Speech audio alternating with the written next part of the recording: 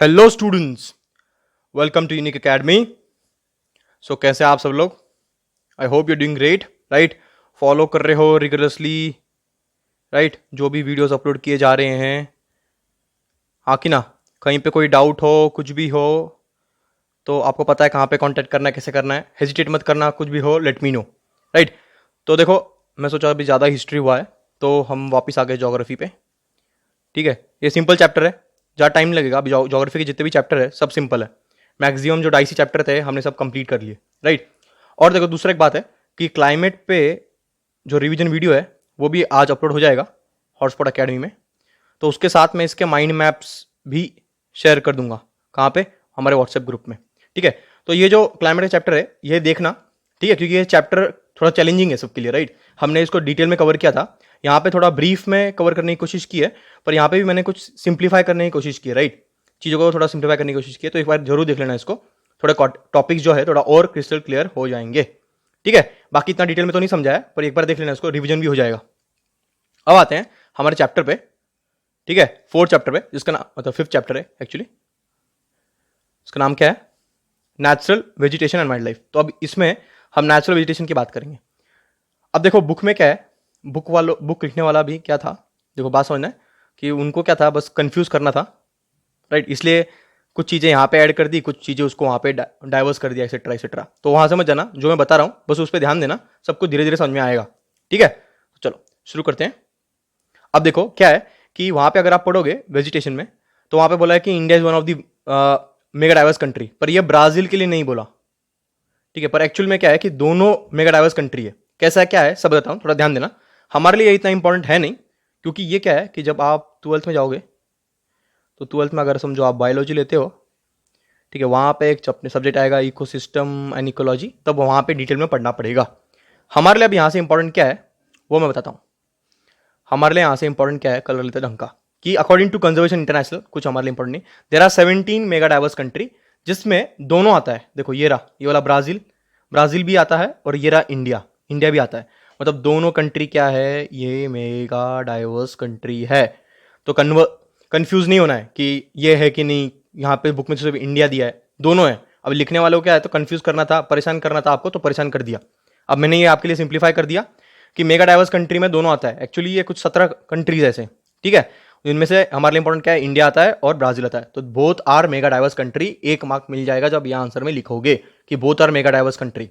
ठीक है, दुनिया में से 17 है, जिसमें से इंडिया भी एक है। और ये अब ये कब मिलता है, देखो थोड़ा इंपॉर्टेंट, थोड़ा ध्यान देना। जब आपके यहाँ पे फ्लोरा और फोना और इन दोनों का डाइवर्सिटी होगा। अब फ्लोरा और फोना क्या होता है, हमने हिस्ट्री में पढ़ा था, याद आ रहा है? यूनेस्को देता है। और हमारे पास मिक्स्ड हेरिटेज साइट थी, कुछ याद आ रहा है? फिर हमने वेस्टर्न घाट्स पढ़ा था, कुछ याद आ रहा है? ठीक है, ये सब बातें। फोना मतलब फ्लोरा मतलब क्या है, जहाँ पे फ्लावर्स और प्लांट्स की वेराइटी हो। फोना मतलब एनिमल्स है, और इनमें डाइवर्सिटी है। मतलब कि एक ही, जैसे कि फॉर एग्जाम्पल समझो, डाइवर्सिटी समझो, अभी मैंगोज कितने टाइप के मिलते हैं इंडिया में, राइट? अल्फांसा मैंगो है, फिर तोतापुरी है, बादाम है, दशहरी है, मतलब दुनिया भर के, ये डाइवर्सिटी होता है, राइट? तो दोनों मिलता है। तो क्या करना है, एक मिनट देता हूं आपको, फटाफट लिखना है मेगा डाइवर्स कंट्रीज क्या है। मेगा कब होगा, उसमें जब डाइवर्सिटी होगा, किसका? फ्लोरा एंड फोना का। और दोनों कंट्री आता है उसमें, ब्राजील भी आता है और इंडिया भी आता है। ठीक है, वन क्विक मिनट, फटाफट इसको नोट कर लो, फिर हम बढ़ेंगे आगे। चलो जल्दी करना है।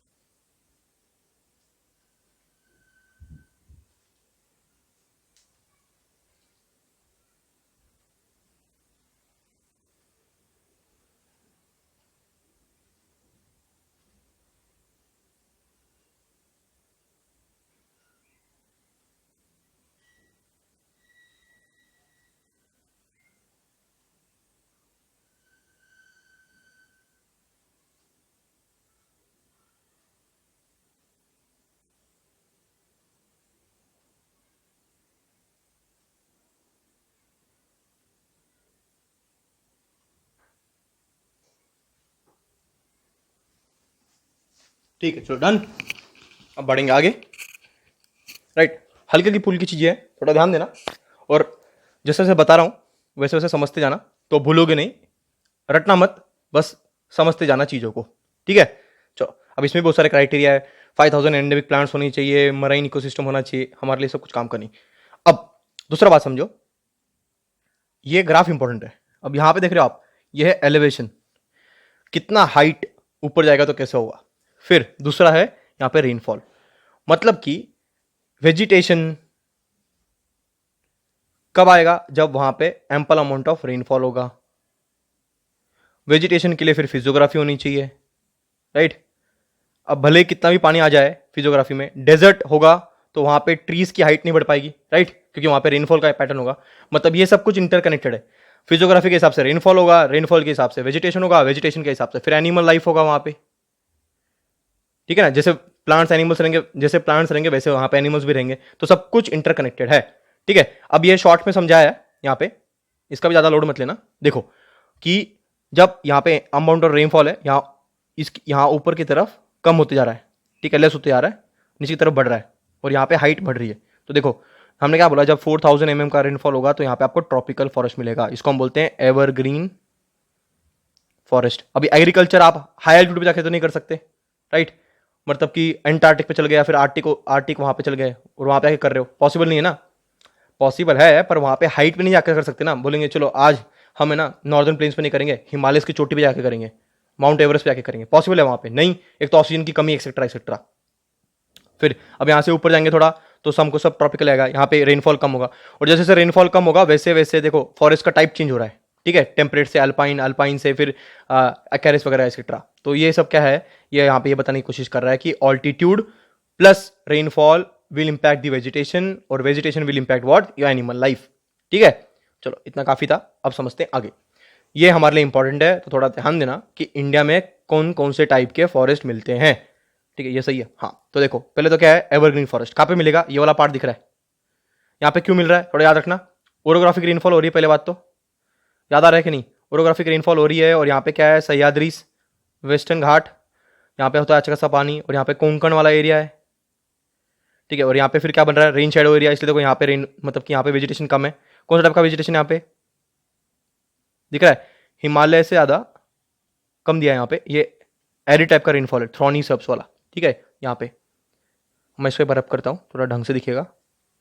हाँ तो यहाँ के पे ये एवरग्रीन फॉरेस्ट है यहाँ पे, और ये वाला पार्ट इंपॉर्टेंट है। यहाँ पे क्या है, याद आना चाहिए, यहाँ पे एवरग्रीन फॉरेस्ट क्यों हो रहा है। देखो एवरग्रीन फॉरेस्ट मतलब क्या होगा, यहाँ पे रेनफॉल सबसे हाईएस्ट होगा। अब रेनफॉल हाईएस्ट होगा तो यहाँ पे ट्रीज भी अच्छे खासे होंगे, ट्रीज अच्छे खासे होंगे तो एनिमल्स भी वैसे होंगे यहाँ पे। समझ में आ रहा है कि नहीं, सब क्या डिटेल में पढ़ेंगे, अभी हम बस ऊपर ऊपर समझ रहे हैं। यहाँ पे रेनफॉल सबसे हाईएस्ट होगा, यहाँ पे रेनफॉल हाईएस्ट क्यों है, याद रखना। टू इंपॉर्टेंट वेटेस्ट पार्ट है यहाँ पे, कौन कौन से, मौसेरम, चेरापूंजी, याद आना चाहिए, मेघालय में यहाँ पे, ठीक है। और ये वाला पार्ट, ये वाला क्यों है, बिकॉज ऑफ हिमालयस, यहाँ पे आईजीबी याद आ रहा है, की वजह से पानी आ रहा है, नॉर्दर्न प्लेन्स बन रहा है, इसलिए यहाँ पे एवरग्रीन फॉरेस्ट है। क्लियर है, ये वाला पार्ट इतना याद नहीं लगा, तो एक तो ये वाला बेल्ट है, ये वाला बेल्ट है, ये वाला बेल्ट है, यहाँ पे क्या मिलता है हमको, एवरग्रीन फॉरेस्ट मिलता है। क्लियर है, चलो करते रहो। सेकंड आता है डेसिडुअस फॉरेस्ट में। अभी आपको देखो क्या है, ज़्यादा डिफिकल्ट नहीं किया, डेसिडुअस फॉरेस्ट है। इंडिया में दो टाइप के मिलते हैं, ड्राई मिलता है और दूसरा वेट मिलता है। ये वाला पार्ट जो है ये ड्राई वाला है, और सबसे हाईएस्ट जो डेसिडुअस फॉरेस्ट ही टाइप के फॉरेस्ट मिलता है इंडिया में, हाईएस्ट फॉरेस्ट या फिर largest area covered deciduous forest के अंदर ही है। इसमें दो है, ड्राई और वेट, हमारे लिए इंपॉर्टेंट नहीं है, हमारे लिए इंपॉर्टेंट डेसिडुअस फॉरेस्ट।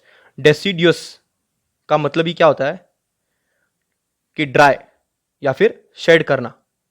डेसिडुअस मतलब कि शेड करना, क्या शेड करेगा, अपने लीव्स को, तो ये अपने लीव्स को शेड करता है। कैसे करता है, क्या करता है, सब बताऊं। तो कहाँ मिलेगा डेसिडुअस फॉरेस्ट, मैप में ऑब्जर्व करेंगे, थोड़ा कलर लेते हैं ढंग का। देखो ये वाला पार्ट है, कहाँ पे मिलेगा, ये दिख रहा है, ये मैक्सिमम पार्ट इसी ने कवर किया है, राइट। जैसे पैचेस बीचेस में ये सब क्या है, डेसिडुअस फॉरेस्ट। तो हाईएस्ट अमाउंट ऑफ फॉरेस्ट कौन सा मिलता है, डेसिडुअस फॉरेस्ट ही मिलता है। क्लियर है। अब देखो महाराष्ट्र भी कुछ कुछ सेक्शन में यही जा रहा है, उसको करते हैं रब। फिर आता है दूसरा थ्रॉनी पे। थ्रॉनी शब्द कहाँ पे मिलेगा, ये अरे यार कलर, हाँ कहाँ मिलेगा, ये वाले पार्ट में, ये वाला पार्ट दिख रहा है, ये सब थॉनी वाला है, ठीक है। कैसे, बिकॉज ऑफ वॉट, यहाँ पे क्या है, वापिस याद आना चाहिए आपको, कौन सी पार्ट है यहाँ पे, अरावली, अरावली रेंजेस है। ये साइड में क्या होता है, ये विंडवर्ड एरिया, ये लीवर्ड एरिया, इसलिए यहाँ पे रेनफॉल मिनिमम हो जाता है, राइट। तो इसी वजह से ये हो रहा है, क्लियर है? और यहाँ पे क्यों हो रहा है? हिमालयस, याद आ रहा है? हिमालयस का ये साइड वाला क्या पार्ट है? ये वाला पार्ट जो है रेन शेडो वाला पार्ट है, इसलिए यहाँ पे लद्दाख वाला एरिया बना है। ये भी रेन शेडो की वजह से हुआ है। ठीक है, क्लियर है? यहाँ पे क्यों है? थोड़ा सोचो। यहाँ पे भी वही पैटर्न है, because of what? Sahyadri, western Ghat. Clear है? बाकी कुछ नहीं आता है तो भी इतना समझना है कि ये थॉर्नी वाला पार्ट यहाँ पे आता है। थॉर्नी और श्रब्स, मतलब कि यहाँ पे देखो, रब करता हूं मैं तो थोड़ा समझ में आएगा।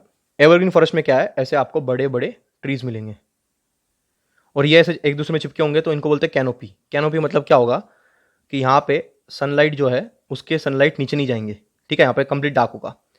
फिर आता है डेसिडियस फॉरेस्ट, थोड़ा कलर चेंज करेंगे, हम बनाएंगे ब्लू कलर का डेसिडियस फॉरेस्ट। यहाँ पे ट्रीज बड़े बड़े होंगे पर इतने डेंस नहीं होंगे, दूर दूर से गैप होगा, यहाँ पे आराम से सनलाइट नीचे आ सकता है।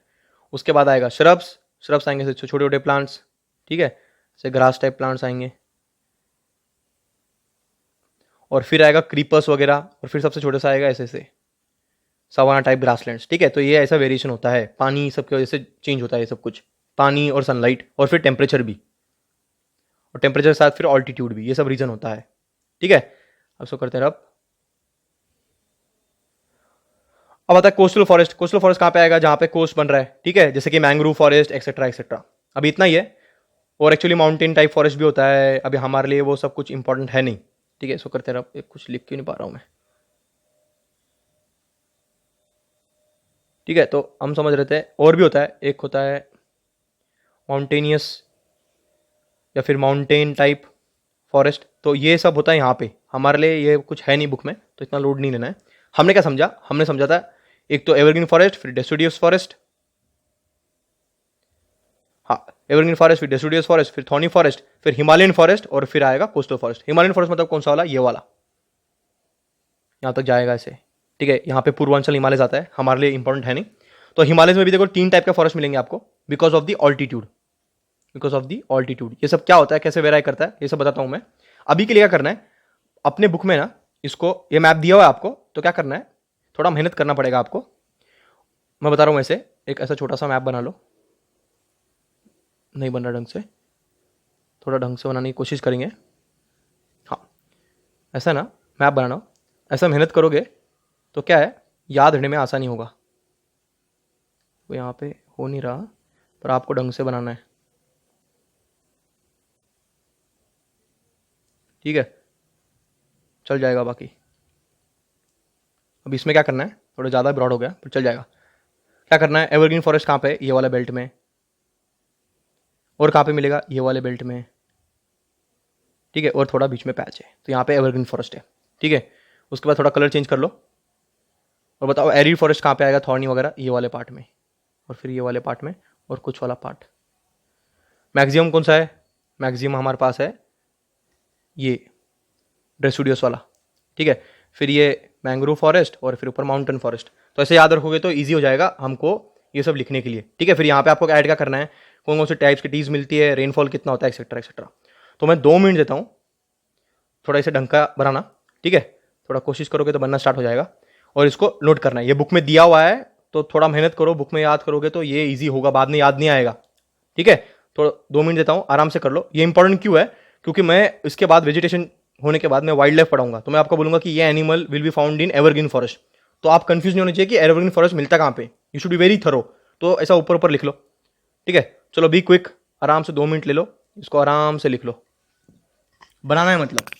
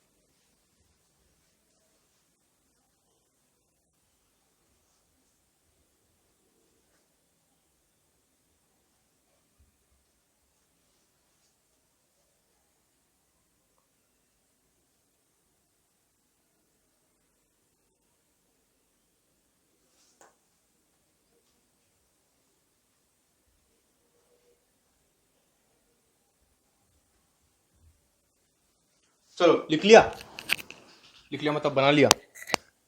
देखो हेजिटेट मत करना, राइट। देखो इसका फायदा आपको आंसर बुक में होगा। कैसे? आंसर जब लिखोगे ना, तो जब ऐसे आंसर को डिफ्रेंशिएट कर दोगे डायग्राम बना के, तो समझ में आएगा भाई थोड़ा बहुत मेहनत किया है, और थोड़ा प्रेजेंटेशन में भी काम आता है, राइट। धीरे धीरे हम आंसर राइटिंग पे भी फोकस करेंगे। अब तो थोड़ा कॉन्सेप्ट क्लियर करने में लगे हैं। तो अब ये सब है, आपको क्या करना है, अब मैं आपको ये सब फॉरेस्ट के बारे में बताऊंगा, ठीक है। आपको घर में ऐसा टेबल बनाना है, और एक कॉलम और बनाना है जिसके अंदर वाइल्ड लाइफ लिखना है। अब यहाँ पे क्या है, टाइप ऑफ फॉरेस्ट, फिर रेनफॉल कैसा होगा, टेम्परेचर कितना लगता है, type of trees found there, right. और कुछ स्पेशलिटी है क्या वहाँ पे, उसके अलावा फिर वाइल्ड लाइफ, जब नेक्स्ट टाइम पढ़ेंगे तो वाइल्ड लाइफ वहाँ पे ऐड करते आना, इस टाइप के फॉरेस्ट में ये मिलेगा, उस टाइप के फॉरेस्ट में ये मिलेगा, ठीक है। इतना क्लियर है, ये खुद बनाना है। अब बढ़ते हैं आगे। देखो शुरू करेंगे। ये सबसे पहला टाइप ऑफ फॉरेस्ट है, यहाँ पे फोटोज लगाना कोशिश की है मैंने। ये फोटोज पे ध्यान देना, इसमें से which type of trees are found in which type of forest, ये एमसीक्यूज में पूछा जाता है, मैच द फॉलोइंग में पूछा जाता है, शॉर्ट नोट में पूछ सकते हैं। तो आपको be should be very clear कि साल ट्री कहाँ पे मिलता है, रोजवुड ट्री कहाँ पे मिलता है, महागनी कहाँ पे मिलता है, खेतरी कहाँ पे मिलता है। तो ये शुड बी वेरी क्लियर, इसलिए सब फोटोज लगाने की कोशिश की है, थोड़ा ध्यान देना है, ठीक है। तो ध्यान देंगे। अब ये हम स्टार्ट कर रहे हैं। सबसे पहला टाइप ऑफ फॉरेस्ट जो हमने पढ़ा था उसका नाम था एवरग्रीन फॉरेस्ट। कहाँ पे मिलता है याद आना चाहिए, सह्याद्री में, ऊपर हिमालयस के नीचे वाला फुटप्रिंट्स में, ठीक है, याद आ रहा है, नॉर्थ ईस्ट में, ये सब आना चाहिए। अब यहाँ पे इंपॉर्टेंट बात क्या है, मैंने आपको कहा था कि यहाँ पे रेनफॉल है। रेनफॉल कहाँ पे आ रहा है, कितना आ रहा है, मोर देन 200 mm। तो अपने चार्ट में पहले लिख लो कि रेनफॉल कितना होगा, मोर देन 200 mm, ठीक है। On an average and abundant sunlight, sunlight यहाँ पे अच्छा खासा सनलाइट होना चाहिए ताकि ये ग्रो कर सके। प्लांट्स को क्या चाहिए, फोटोसिंथेसिस करने के लिए क्या चाहिए, सनलाइट चाहिए, तो यहाँ पे सनलाइट आना चाहिए। सनलाइट आएगा तो ऐसे हरे भरे दिख रहा है आपको, रब करता हूँ, थोड़ा जूम करेंगे, हाँ। तो ऐसा टाइप का फॉरेस्ट मिलेगा वहाँ पे। यह है एवरग्रीन फॉरेस्ट। इसको बोलते हैं कैनोपी, कि यहाँ से सनलाइट नीचे पेनिट्रेट नहीं कर पाता और अच्छा खासा प्लांट्स हो गए। अब दूसरे यहाँ पे क्या खास बात होती है कि यहाँ पे आपको क्रीपर्स भी मिलेंगे। ये दिख रहा है यहाँ पे, एक मिनट देना, दिख रहा है ये क्रीपर्स, ये क्रीपर्स टाइप के प्लांट्स होते हैं जो इसके साथ में ग्रो करते हैं, इसलिए डेंस फॉरेस्ट बन जाता है ये, ठीक है। ये वाला पार्ट करते रहो, अब समझते हैं। पहले पहले क्या समझा हमने, रेनफॉल कितना होना चाहिए, more than 200 mm of rainfall, abundant sunlight, दो कंडीशन हुआ। सेकंड, तभी ये एवरग्रीन फॉरेस्ट होगा। Leaves of this trees are broad green, क्यों इतना बड़ा लीफ होगा, क्यों, समझो। लीफ बड़ा कब होता है, एक तो उसके पास अच्छा खासा पानी होना चाहिए, रेनफॉल है, और दूसरा सनलाइट भी है, दोनों है, तो लीव्स ब्रॉड होंगे। ये खास बात होती है, ठीक है। ब्रॉड लीव्स होती है यहाँ पे, डेसिडस में नहीं होती, ना ही कहीं पे होती है, इसकी लीव्स ब्रॉड होती है। और जैसे ही रेनफॉल कम होगा तो ये अल्पाइन में चले जाएगा। आगे पढ़ेंगे एरिड टाइप ऑफ फॉरेस्ट में। Second, trees have hard would heavy and durable. Hard would है, हैवी क्यों, अच्छा खासा पानी मिला, सब कुछ है, इसलिए फर्नीचर के लिए यूज किया जाता है, फर्नीचर। और इसका स्मगलिंग होता है, फिर ऐसा कट करते हैं। अब थोड़ा ध्यान देना। Example, mahogany, rosewood, rubber are the examples of what. अब ये ट्रीज का नाम ले ले और बोले कि कहाँ पे मिलता है, विच टाइप ऑफ फॉरेस्ट, तो you should be very clear कि एवरग्रीन फॉरेस्ट। इसलिए मैंने कहा था चार्ट बनाना और वहां पे लिख लेना। Also there are various types of creepers. Creepers कौन सा है, ये टाइप का। Highest biocity is found here. Biocity मतलब क्या, फ्लोरा एंड फौना। मैंने कैसे कहा था आपको, जितना अच्छा वेजिटेशन होगा उतने अच्छे एनिमल्स आएंगे वहाँ पे। वेजिटेशन कैसे आएगा, बिकॉज ऑफ रेनफॉल। तो रेनफॉल है तो अच्छे वेजिटेशन है, वेजिटेशन है तो अच्छे एनिमल्स भी होंगे वहाँ पे वेराइटी के, इसलिए क्या होगा, ओवरऑल डाइवर्सिटी होगी। अब देखो क्या क्या मिलता है वहाँ पे। ये एग्जाम्पल है रोजवुड का, दिख रहा है, जूम करता हूँ मैं, ये दिख रहा है, खून टाइप दिख रहा है इसके अंदर, राइट। ये बेस्ट है। इसका क्या होता है, स्मगलिंग होता है, क्योंकि इसका चाइना मार्केट में और फॉरेन मार्केट्स में बहुत ज़्यादा वैल्यू है, ठीक है। फिर इसलिए बंद करना है, इस पर पढ़ेंगे हम कि क्या क्या थ्रेड्स भी है इसको प्रिजर्व करने के लिए। सेकेंड, ये रहा, ये है रबर ट्री, दिख रहा है कितना है, डेंस है। तो ये सब एग्जाम्पल्स है। तो क्या करना है, अब इसको आराम से लिख लेना है, चार्ट बनाना है, वहां पे जैसे जैसे मैंने कहा था वैसे वैसे लिख देना है। चलो 2 मिनट देता हूं, फटाफट लिखना है इसको।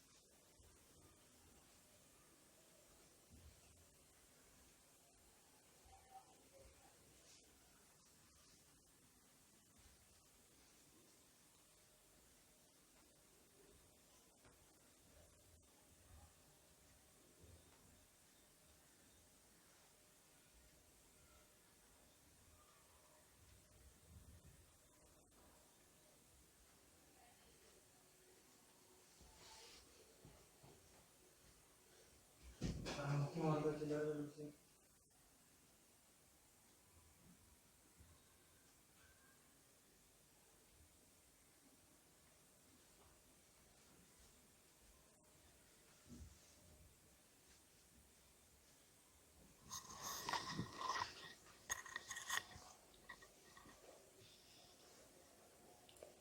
है, तो इतना लिख लिया होगा।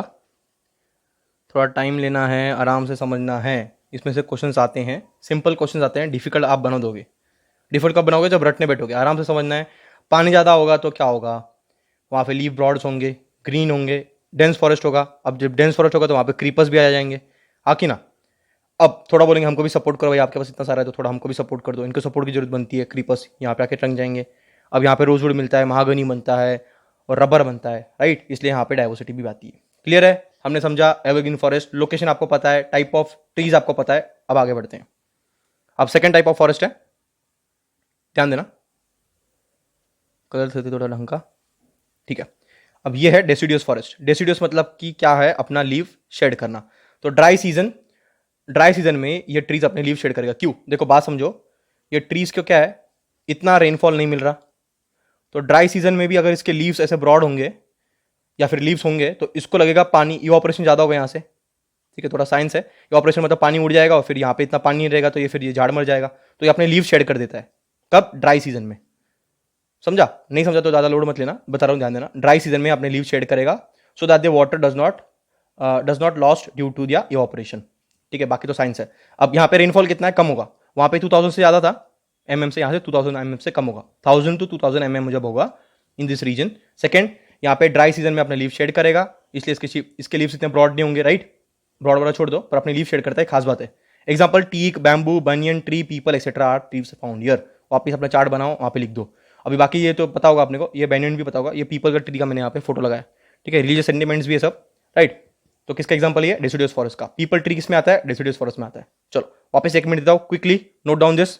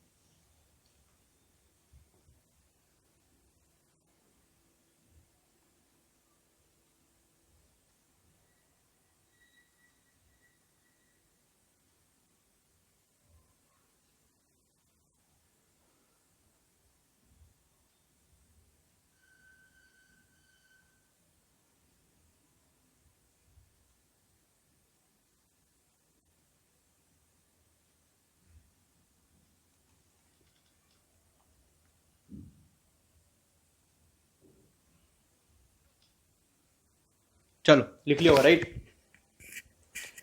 अब बढ़ते हैं आगे और समझते हैं। डेसिडियस फॉरेस्ट खत्म हुआ, एवरग्रीन फॉरेस्ट खत्म हुआ। अब आते हैं तीसरे टाइप ऑफ फॉरेस्ट पे।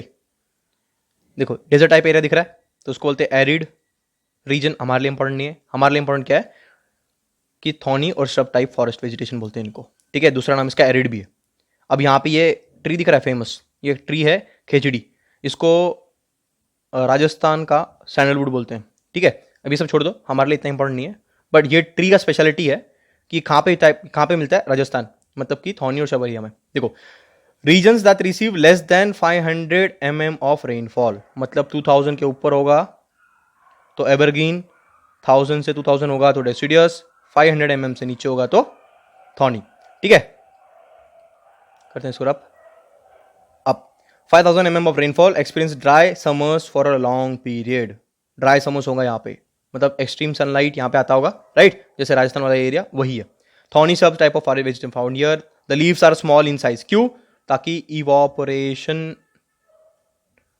लॉसेस जो है वो मिनिमम हो, ठीक है। तो वहां से एक पॉइंट यहाँ पे चिपका देना है कि स्मॉल क्यों है। अब यहाँ पे ब्रॉड होगा तो क्या होगा, जल जाएगा tree, right.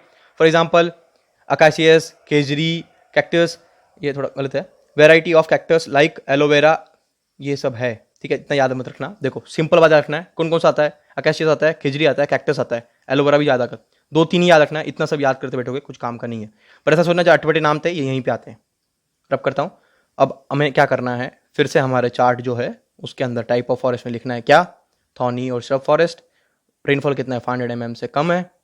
Sunlight through out the day होता है, एक्सट्रीम सनलाइट होता है यहाँ पे। टेम्परेचर मतलब टेम्परेचर क्या होगा यहाँ पे, हाई टेम्परेचर होगा, ठीक है। फिर ट्रीज कौन से मिलते हैं यहाँ पे, खिजड़ी फेमस है, कैक्टस है, अकाशियस है, ठीक है। इतना क्लियर है। और नेक्स्ट टाइम हम जब आएंगे यहाँ पे तो यहाँ पे हम आगे वाइल्ड लाइफ भी लिख देंगे। चलो बी क्विक, इतना फटाफट नोट करते चलना है और लिखना है।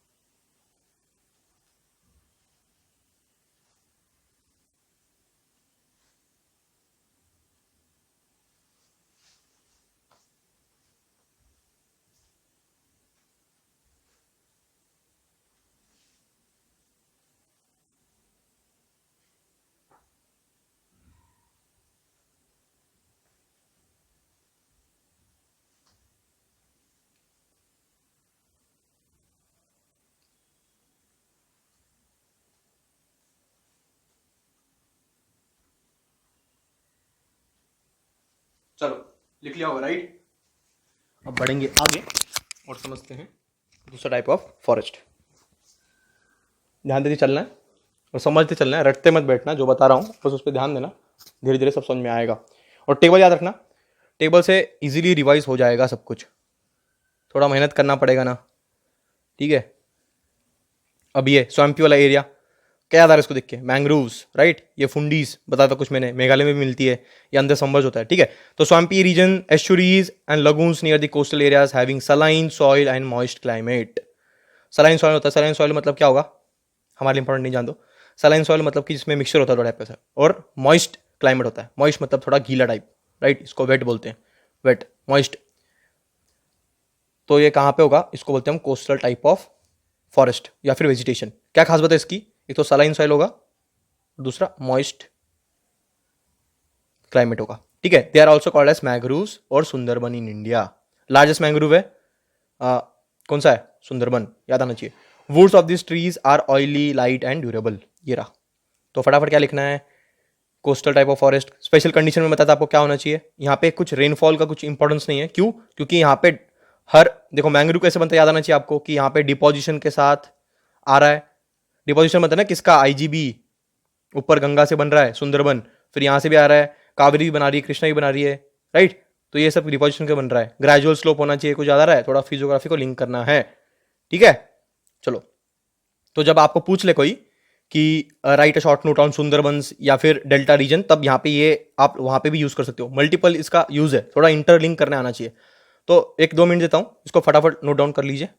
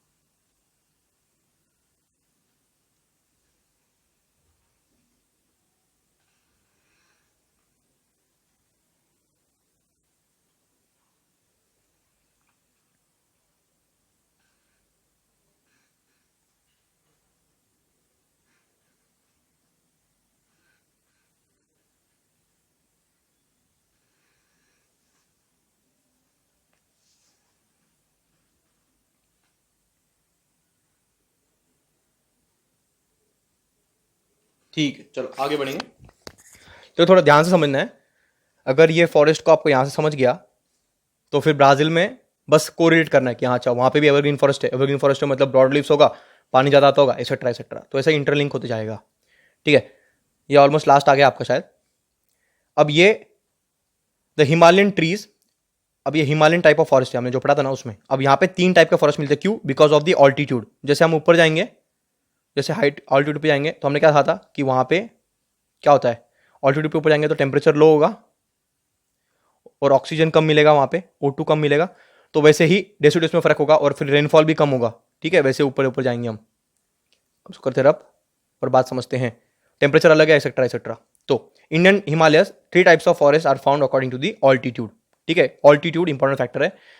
In areas located in the highest altitude, highest सबसे ऊपर कौन सा आता है, याद आना चाहिए, ग्रेटर हिमालयस, फिर लेसर हिमालयस, फिर शिवालिक। ठीक है, हाईएस्ट मतलब ग्रेटर की बात है। Seasonal flowering trees are found, क्या है seasonal flowering trees are found, मतलब क्या सीजनल मतलब कि वो अपने लीव शेड करता होगा। क्यों? वही वाटर बचाने के लिए। In the regions with mid altitude, मतलब कौन सा, lesser Himalayas altitude. Coniferous trees like pine, deodar, fir and foothills, मतलब पाइन देवदर कहाँ पे मिलता है, ये मिलता है हमें लेसर हिमालयस में। ठीक है, तो ग्रेटर में क्या मिलता है, फ्लावरिंग, यहाँ पे पाइन देवदर वगैरह मिलता है। और फिर आएगा at the foothills mix forest are found. Foothills मतलब कौन सा, ये वाला साउथ में शिवालिक में mix forest are found. This includes both coniferous as well as deciduous forest. Coniferous और डेसिडुअस फॉरेस्ट हमारे लिए इंपॉर्टेंट नहीं है। डेसिडुअस मतलब जो लीव शेड करता है, कॉनिफरस मतलब ऐसे टाइप के होते हैं, पाइन्स टाइप। ठीक है, दोनों टाइप का मिक्सचर हमको यहाँ पे मिलता है। Here the proportion of salt trees is higher. अब पूछे साल्ट ट्री कहाँ पे मिलता है, तो हिमालय में मिलता है। ठीक है, अगर इसको बोलते हैं salt trees found in evergreen forest तो गलत हो जाएगा। मिलता है पर आपके बुक में स्पेसिफिकली अलग किया है। साल्ट ट्रीज का ऐसा कंडीशन है कि उसको टेम्परेचर थोड़ा लो चाहिए।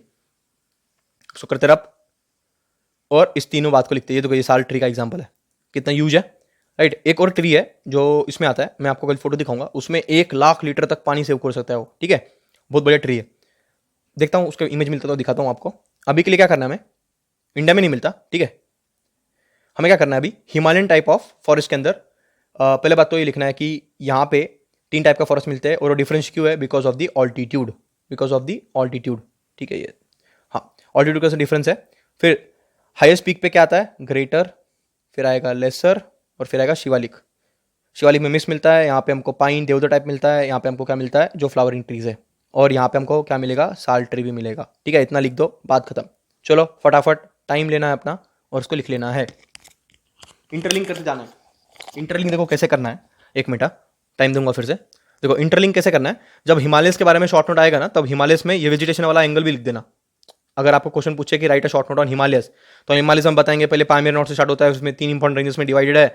फिर हम बोलेंगे यहाँ पे रिवर्स शेड होता है, फिर ये हमको कोल्ड विंड्स को ब्लॉक करता है। राइट, और फिर ये वेजिटेशन भी लिख देंगे यहाँ पे कौन सा टाइप का वेजिटेशन मिलता है, 3 टाइप का वेजिटेशन मिलता है, एक्सेट्रा एक्सेट्रा। साल्ट ट्री यहाँ पे फेमस है। तो आंसर में क्या है, थोड़ा डेप्थ आ रहा है, अच्छा आंसर आ रहा है। देखो वो फालतू सी बुक मिलती है मार्केट में, ठीक है, वो मेरे को तो बिल्कुल डाइजेस्ट नहीं होती, और आप भी डाइजेस्ट मत करना। आपका बुक होलिस्टिक है और खुद के आंसर थोड़ा फ्रेम करना स्टार्ट करो। You can construct your own sentences. अभी स्कूल वगैरह में छोड़ जान दो कि वो उनको ये बुक का ही आंसर चाहिए, ये सब गलत बात है।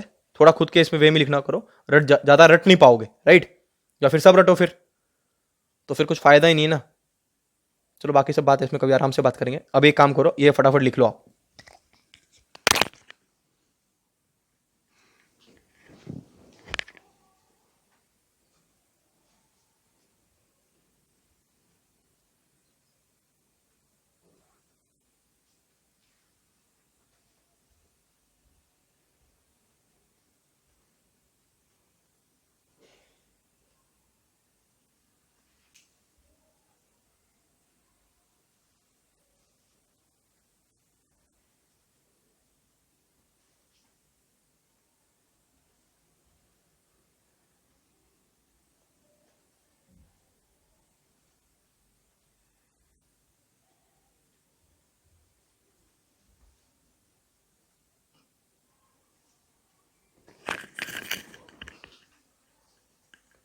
चलो लिख लिया, लिख लिया तो फिर आगे बढ़ेंगे। टाइम लग रहा है तो देखो पॉज कर लेना।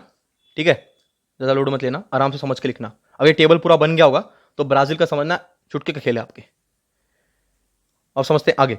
ब्राज़ील का स्टार्ट करेंगे वेजिटेशन, फिर वाइल्ड लाइफ स्टार्ट करेंगे। In Brazil rainfall varies due to physiography, हर जगह पे यही है, फिजियोग्राफी में अलग है। अब माउंटेन्स पे अलग रेनफॉल होगा, प्लेन्स में अलग रेनफॉल होगा, कोस्टल रीजन में अलग रेनफॉल होगा। याद आ रहा है ना, ये फिजियोग्राफी हमने स्टार्टिंग में पढ़ा था, तो बस वही चिपकाना है। ये थोड़ा कीवर्ड्स है, फिजियोग्राफी वगैरह लिखोगे तो आंसर में थोड़ा वजन आएगा। The most parts of the equatorial region it rains throughout the year. क्यों हमने पढ़ा था, यहाँ पे क्या होता है, कन्वर्स होता है रेन, क्या कन्वर्स होता है, विंड्स कन्वर्स होते हैं, तो यहाँ पे क्लाउड्स बनते हैं और फिर रेनफॉल होता है। तो वहाँ पे हर दोपहर में रेनफॉल होता है, ठीक है, कोई बड़ा बात नहीं है। नहीं समझ में आ रहा, कोई बात नहीं है, पर इतना याद रखना। मैं रब करता हूँ और काम का चीज हाईलाइट करता हूँ कि most parts of the equatorial region rains throughout the year. खत्म। अब ये थ्रू आउट द रेन है, मतलब यहाँ पे रेनफॉल अच्छा खासा है, रेनफॉल अच्छा खासा है, और यहाँ पे सन भी है, सनलाइट भी अच्छी खास आती है। तो कौन सा टाइप का फॉरेस्ट बनेगा यहाँ पे, बताओ जल्दी से, याद आना चाहिए। Evergreen type of forest will be found here, इसीलिए यहाँ पे अमेजॉन फॉरेस्ट है। क्लियर है, ये कंडीशन इसलिए समझा रहा था। जिसको ये क्लिक हुआ अच्छी बात है, जिसको क्लिक नहीं हुआ था थोड़ा ध्यान दो भाई। As one moves away from the equator the number of rain days as well as the amount of rainfall reduces. क्यों, यहाँ से हम जिन नीचे आएंगे तो क्या होगा, जोन चेंज होगा, हम ट्रॉपिकल से टेम्परेट में चले जाएंगे, सनलाइट चेंज होगा, फिर इवापोरेशन चेंज होगा, इवापोरेशन चेंज होगा तो वहाँ पे क्या होगा, क्लाइमेट चेंज होगा। ठीक है, ये थोड़ा हमने पढ़ा था, ये वाला चित्र थोड़ा याद करो। ठीक है, हाँ। तो ये क्या करना है, इसमें ज़्यादा लोड मत लो, थोड़ा शॉर्ट में लिख दो। फिजियोग्राफी के हिसाब से रेनफॉल चेंज हो रहा है, कहाँ पे ज़्यादा रेनफॉल होता है, कहाँ पे कम हो रहा है। Be quick.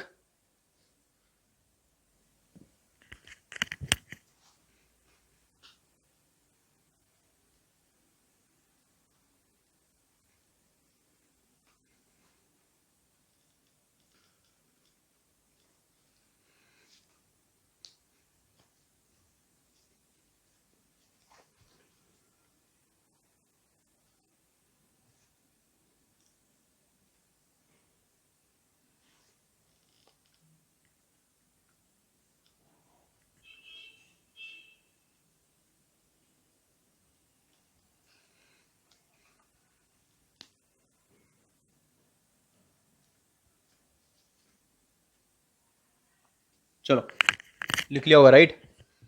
अब रिवीजन करेंगे हम, जो हमने पढ़ा है वही ब्राज़ील में चिपकाना है। एक मिनट देता हूँ। हाँ देखो, ये ब्राज़ील में ना बहुत डिफरेंट टाइप के वेजिटेशन मिलते हैं, ठीक है। हमें ये याद रखने की जरूरत नहीं है, ट्रॉपिकल रेन फॉरेस्ट, फिर ये पेंटालन, फिर सवानास, इतना पैम्पर्स वगैरह हमारे लिए इतना इंपॉर्टेंट नहीं है, हमें बस ऊपर ऊपर समझना है। मेन फोकस होना चाहिए आपका इंडिया पे, ठीक है, बाकी सब जाने दो। ये आप आराम से 12th में बायोलॉजी पढ़ेंगे ना, तो आराम से परेशान करेंगे।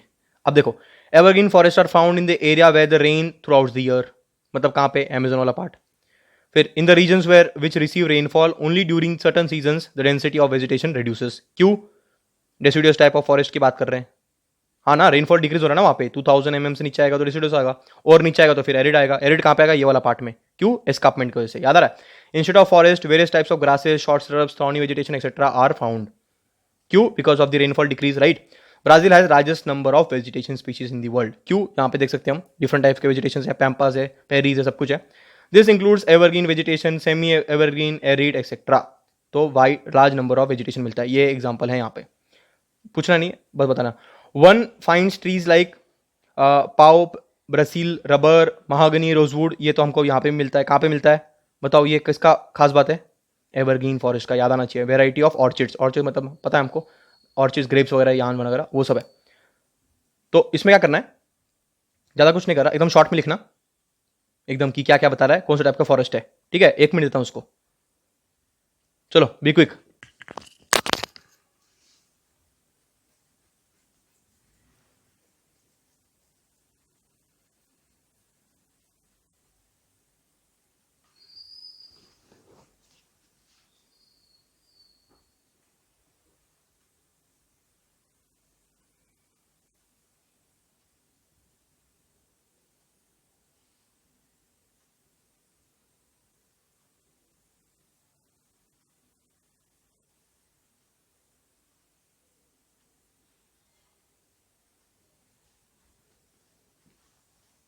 चलो लिख लिया, ज़्यादा इसमें कुछ था नहीं, हमने ऑलरेडी कवर कर लिया इसको इंडिया में, राइट। तो बस यहाँ पे समझना था कि क्या क्या मिल रहा है। तो इंडिया में जो मिल रहा है वो भी सब यहाँ पे मिल रहा है, ठीक है। अब बढ़ते हैं आगे। तो थोड़ा और डराने के लिए देखो, ऐसा कुछ है, आराम से जब 12th में आओगे ना तो आराम से इसको पढ़ना पड़ेगा नीट के लिए। इतना डिटेल में नहीं पढ़ना पड़ेगा, बट थोड़ा बहुत आइडिया होना चाहिए कि क्या क्या है। तो इतना डरावना है हमें तो क्या है, इतना पढ़ना नहीं। हाँ, तो देखो यहाँ पे वेजिटेशन जो है वो खत्म होता है। अब वहाँ पे एक बात रहती है, मैं थोड़ा पीछे जा पाता हूँ क्या, देखता हूँ। हाँ बढ़िया। अब एक बात है कि ये जो पार्ट है, थोड़ा कलर ब्लू लेते हैं, ये वाला पार्ट है, यहाँ पे क्या आता है, अमेजोन वैली, तो इसको बोलते हैं lungs, lungs of the earth. क्यों? देखो, CO2 को सिंक करने में, एब्जॉर्ब करने में सबसे इंपॉर्टेंट किसका काम है? प्लांट्स का, राइट। और सबसे ज़्यादा वेजिटेशन अमेजोन फॉरेस्ट इसीलिए फेमस है। अब ये C2 से फोटोसिंथेसिस होने से कैसे ये कार्बन को कम करता है, थोड़ा साइंस है, खुद पढ़ लेना, कैसे फोटोसिंथेसिस फॉर्मूला याद किया होगा ना, अब मैं नहीं सब समझा रहा, वो समझना है, इसलिए इसको लंग्स बोलते हैं। अब इस पर एक शॉर्ट वीडियो है, आराम से देख लो इसको, मजा आएगा थोड़ा सा, ठीक है, एंजॉय करो। There is no place on earth quite like it. Here, the astonishing is commonplace. Turtles strike like snakes, and tarantulas share their homes with tiny frogs. This is a realm both beautiful and brutal, where adaptation is the key to survival. This is the wild Amazon.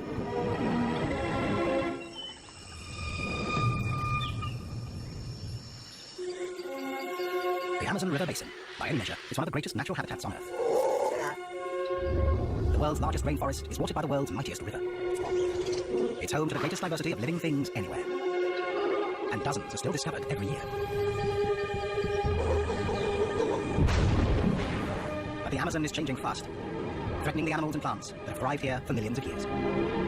Their future hangs in the balance.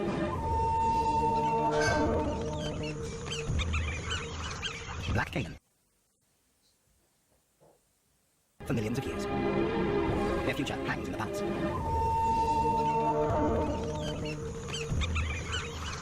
Black Canaan are among the Amazon's most ancient inhabitants. These living fossils have remained almost unchanged since the time of dinosaurs. But recently, a strange behavior has been observed among Canaan. In the dry season, between June and October, when rain falls only a few days a month, giving the Amazon a chance to dry out. River levels drop, leaving shallow pools along the edges of waterways. The Black Caiman are quick to seize the opportunity. Birds take notice too. Black skimmers move inland on the coast, and egrets gather by the hundreds. They're all here for one thing. The fishing is excellent. The pools have stranded huge shoals of fish, and the Amazon's largest predator closes in. During the dry season, the caiman gather in large numbers. But what they do next is even more extraordinary.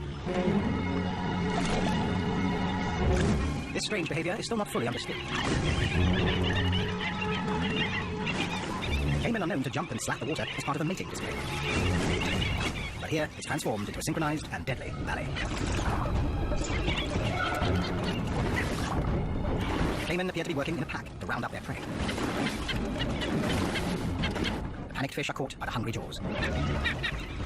Those that escape are picked off by the egrets probing the shallows, and skimmers targeting the surface. The fish don't stand a chance.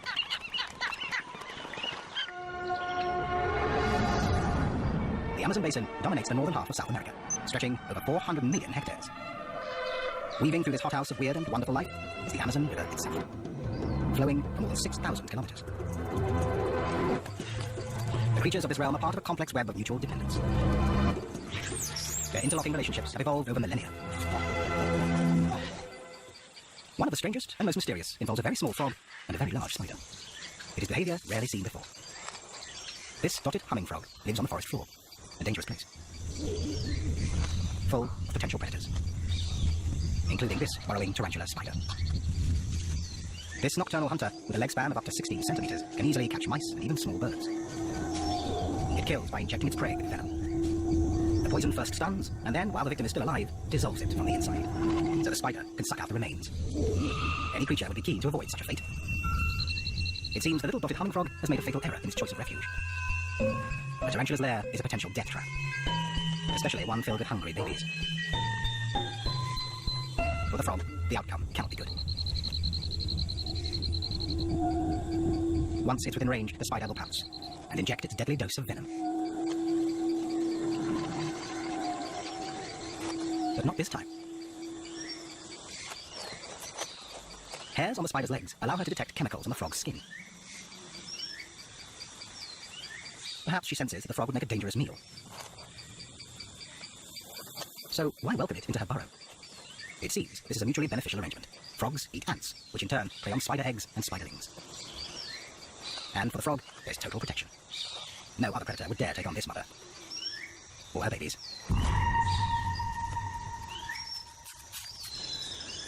Nearby, another remarkable story of cooperation and adaptation is unfolding. It involves a tree, a bee, and a razor-toothed rodent. A forest plant and two animals earn South American economies millions of dollars a year. ठीक है, तो देखो ये हमारे लिए ज़्यादा important है नहीं, ये सिम्बायोटिक रिलेशंस वगैरह है, ये सब कब आता है जब हम पढ़ते हैं, एक मिनट ना, जब हम पढ़ेंगे इकोलॉजी, तो इकोलॉजी का पार्ट है ये सब, ठीक है। वहाँ पे हमको समझना पड़ता है कि कैसे दो स्पीशीज़ एक दूसरे पे डिपेंडेंट है, ठीक है। तो आराम से पढ़ेंगे 12th में। अभी के लिए हमने समझा कि वाइल्ड लाइफ क्या है और वाई अमेजोन को बोलते हैं, इस कॉल्ड दी लंग्स। आपने देखा कितना लॉन्ग स्ट्रेच है, राइट, इसलिए उसको बोलते हैं लंग्स। तो अब ये अमेजोन से क्या करना है, कोरिलेट करना है। इंडिया के बारे में आपने जो फॉरेस्टेशन पढ़ा है, बस उसको कोरिलेट करना कि एवरग्रीन कहाँ पे मिलेगा, एरिड रीजन कहाँ पे मिलेगा, जैसे कि एस्कार्पमेंट की वजह से ड्रॉट कॉर्डिलेटर मिल रहा है, वहाँ पे thorny forest etcetera etcetera, correlate करना हो जाएगा। नेक्स्ट वीडियो में हम पूरा चैप्टर खत्म कर देंगे जिसमें हम वाइल्ड लाइफ के बारे में समझेंगे। ऐसे थोड़ा वीडियोस यूज़ करना पड़ेगा तब याद होगा, ठीक है। तो अभी के लिए हम यहाँ पे रुकते हैं, राइट। कोई डाउट हो टू लेट मी नो, ठीक है। तो चलो, stay home, stay safe, bye bye.